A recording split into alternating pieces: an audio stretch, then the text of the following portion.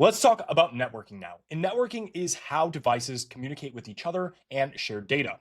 From your home Wi Fi to business networks, all the way out to the internet, networking allows us to connect, exchange information, and access shared resources across our devices. Here are the networking concepts that we're going to be covering in this video.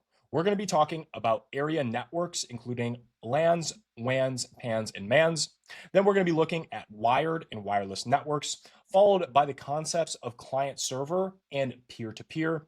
And then lastly, we're going to be covering networking equipment, including routers, switches, modems, as well as access points. Let's dive into the concept of area networks first. These area networks are all network types, and they describe how computers and devices connect to each other based off of distance as well as overall coverage area. The first network type we have here is known as our local area network, and this connects our devices in a smaller area like a home, a school, or an office. Followed by that, we have what's known as a wide area network, and this connects networks over large geographical distances. For example, connecting someone in Florida to something in California. With wide area networks, though, the internet is by far the most common and best example because it connects everyone over large distances, no matter what area you're from, state, city, country. It connects people all over the world. Followed by our WAN, we have PAN or personal area networks. These connect personal devices like phones, earbuds, and smartwatches through things like Bluetooth.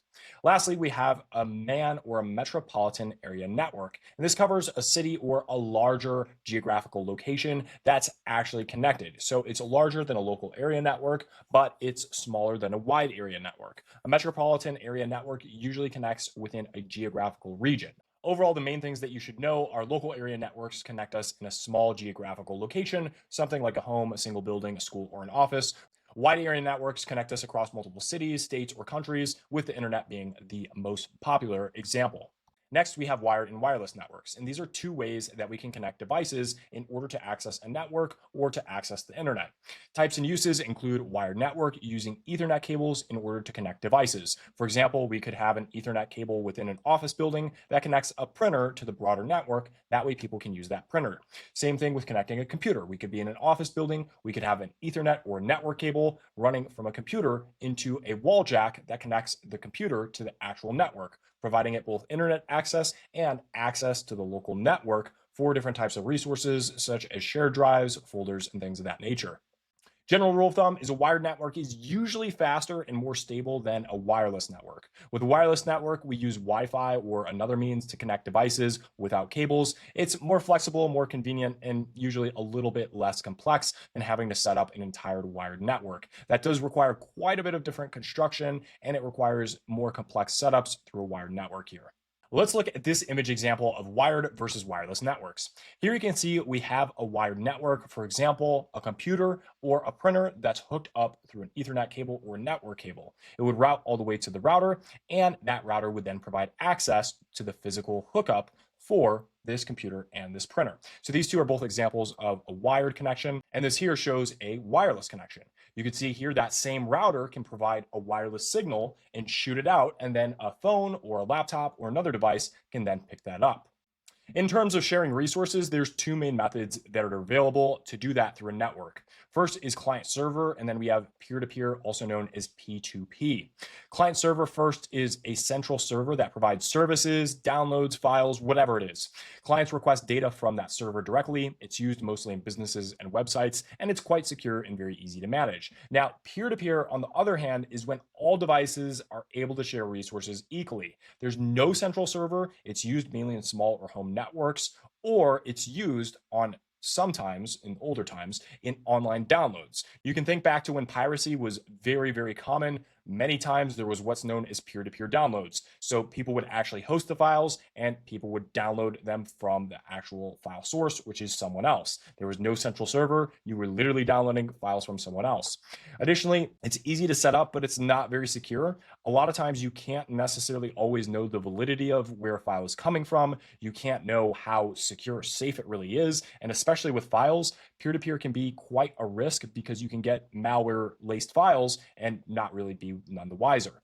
And peer-to-peer can be quite a risk because you don't always know where files are coming from authentically or from the original source, so it can be difficult for you to understand. An example of a client-server connection could be if you're trying to stream something on Netflix. You're the client, you're requesting something from the server, and that server is then delivering it to you. So that's a client server connection, and it's very, very simple because you are requesting data directly from the server. In terms of peer to peer, that would be something more on a local network. So, for example, you have a network set up right at home, you have two different computers, and you're transmitting files wirelessly between the two computers. That would be more peer to peer. So, just to recap, with client server, that does require a server that then provisions whatever data, files, or whatever's necessary to each client individually. With peer to peer, there is no server, but people are transmitting different files and data directly to each other with no central server. Here's a simple example of client server and peer-to-peer. So you can see here, there's a server. We're requesting something through the internet. That server is then delivering that information or data or files directly to the clients, whether it's a laptop, a phone, or a desktop computer. For peer-to-peer over here, you can see this is just computers giving each other information. There's no main server. There's no sort of filtering of information. It's just computer to computer directly. Now let's go into networking equipment. That includes routers, switches, modems, and access points. These are all networking devices that make networking in a local area and connecting to the internet possible. Let's first start here with the main job of each of these devices. First off here with routers. Routers simply connect our local network to other networks, usually just through the internet. With our next networking device, switches, these connect many devices within a local area network. So this is normally used in areas like offices and businesses and larger networks, while routers are normally used with home offices and smaller businesses. Modems are somewhat similar to routers. Modems connect our home network or our network in general to our internet service provider. That way we can then connect to the internet. So modems are kind of like the medium in between our service provider and the internet. They help us really just get connected, and they're very similar to routers in that sense. Finally, we have access points, and access points are pretty simple. They could be routers, modems, or any other networking device if it allows you to connect wirelessly to the network. So for example, we could have an access point that we actually join. Most commonly, that's known as your SSID. So when you go ahead and you go on your laptop and you connect to different Wi-Fi's in your area, those are what's known as access points. They provide you that access. They're most common in homes, schools, offices, and public Wi-Fi areas. Just keep in mind with access points, really routers and modems can be access points. All an access point really is it's just giving you the ability to connect to the network wirelessly. So it's just a wireless form of connection. Meanwhile, switches, again, those are most commonly found in offices and businesses, especially any sort of larger network. So switches are more common, not really on the home side of things. Routers and modems, on the other hand, they are common on the home side of things and in smaller offices.